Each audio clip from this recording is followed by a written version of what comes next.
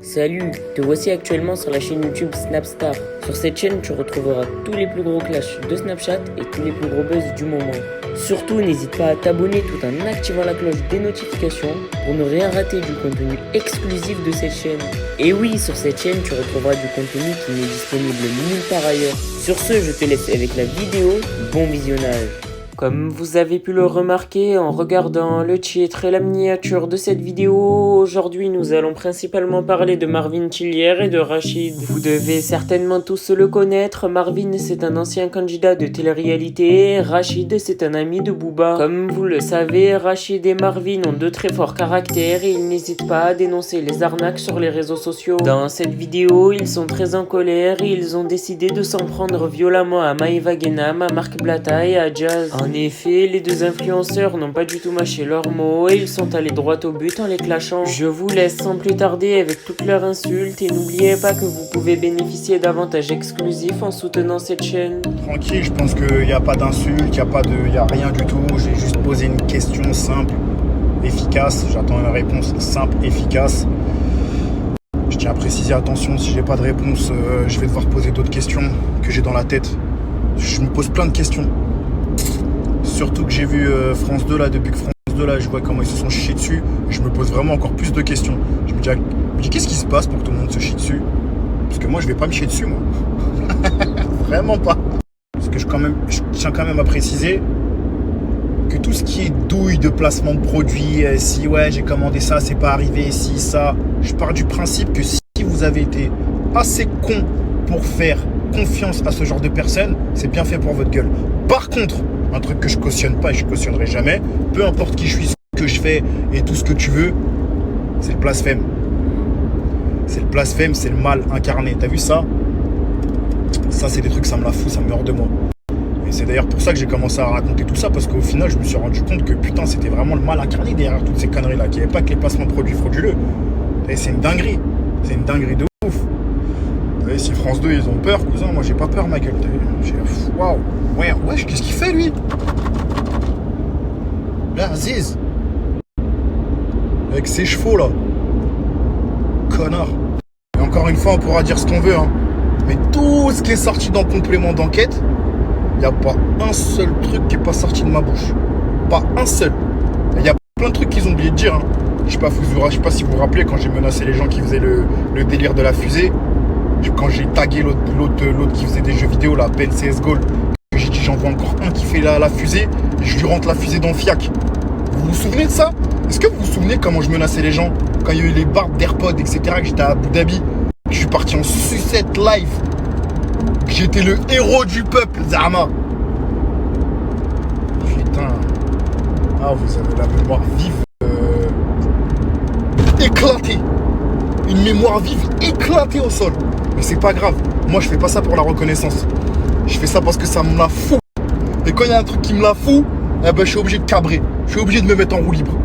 Ah, quand ça me la fout, ça me la fout. Faut pas me la foutre.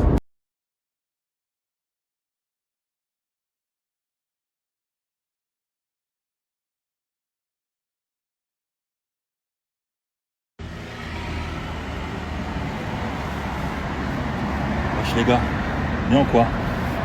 Demande d'un mètre 60, c'est comment? En fait, c'est pas vraiment une sauce. C'est un truc qu'on savait tous déjà, mais tu connais tellement d'hypocrites. Tu vois, après ça fait ses excuses. On a laissé le bénéfice du doute. Tu vois, on a gardé un œil sur ce gars-là. Mais on lui avait laissé le bénéfice du doute. Lui et ses petits potes, là, moi je les appelle propagande. Le propagande. Ah là là là là là, Wesley. Oh, je l'ai pas cru, ces excuses bidons de ouais, j'étais mineur et tout. Je l'ai pas cru, mais j'ai laissé le bénéfice du doute. Puis je me suis dit quoi? Vous savez, nous ici, on a fait des erreurs.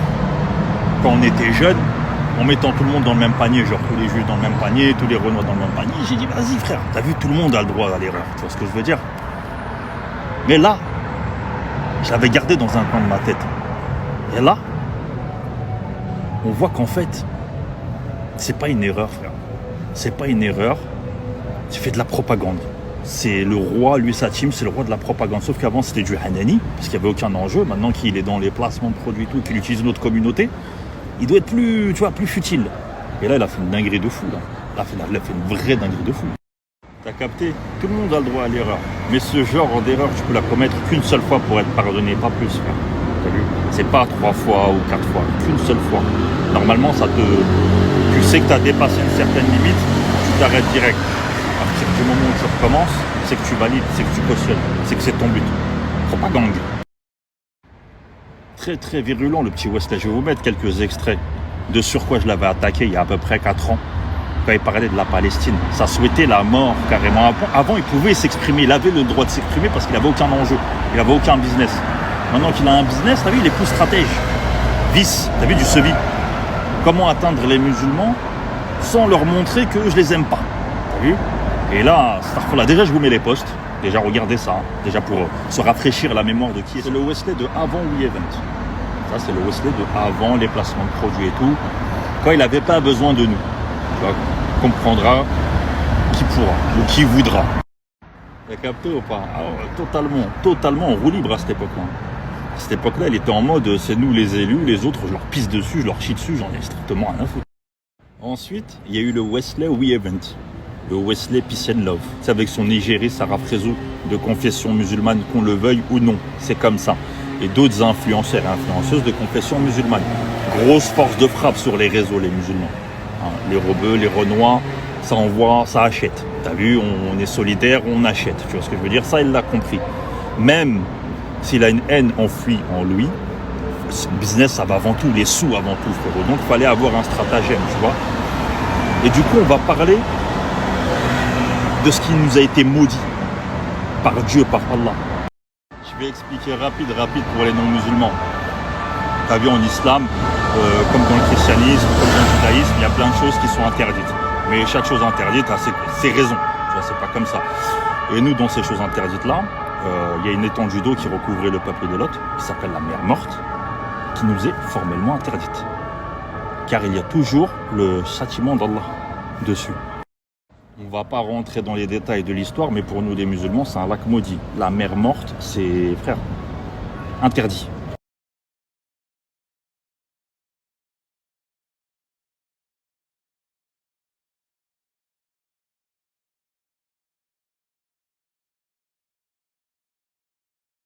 On arrive tout doucement à la sauce. Pourquoi je vous parle de ça? Vous savez très bien que, bon, WeEvent, ça appartient à Wesley. La plupart d'entre vous, vous savez très bien que Nikki Cosmetics, c'est sa marque, c'est à lui.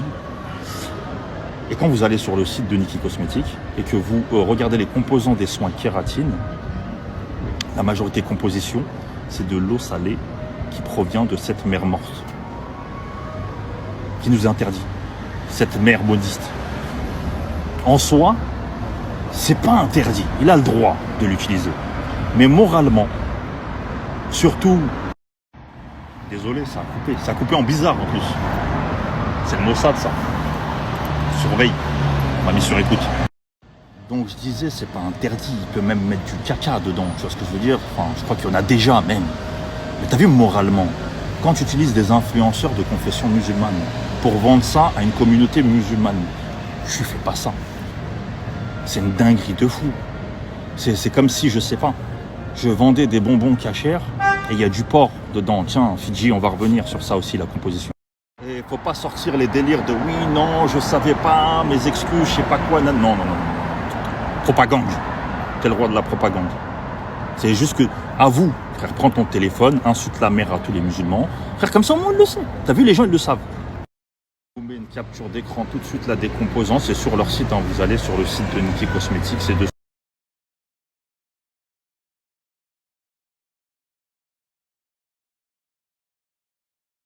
T'imagines, frère, la dinguerie, tous ces milliers, même voire des millions de musulmans qui se sont tartinés de la crème maudite sur le visage ou sur les cheveux. C'est une dinguerie. Ouais, il a réussi son coup. Hein. Ah, il a réussi son coup. Hein. Et les influenceurs qui l'ont placé. T'as vu, je sais que la majorité, même quasiment tous, sont même pas au courant. Ils doivent la prendre là tout de suite maintenant, tu vois. Allez demander des comptes. Vous avez un devoir envers les musulmans. Parce que c'est en partie de votre faute. C'est vous qui l'avez vendu, même si vous ne le saviez pas. Ouais. Ah, le bâtard, il a fait une dinguerie quand même. Ah, wallah, que c'est une dinguerie. C'est grave ce qu'il a fait. C'est très grave. Moi, je vois ça comme si il avait réussi. Et je pense que lui, il doit être content. Il doit être content de son plan machiavélique.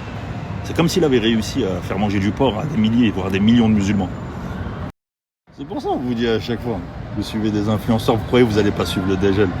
Voilà, vous a tartiné la gueule. Vous a tartiné la gueule. Les cheveux d'eau de la mer morte, frérot. Vous faites partie du peuple de Lot. Vous faites partie du peuple de Lot maintenant. Allez le remercier, grâce à lui, vous êtes des maudits. Là, vous êtes des maudits. En parlant de maudits. Merci à toi d'avoir visionné cette vidéo et surtout n'hésite pas à liker la vidéo et à nous donner ton avis dans l'espace commentaire. Sur ce, on se retrouve dans une prochaine vidéo. Peace.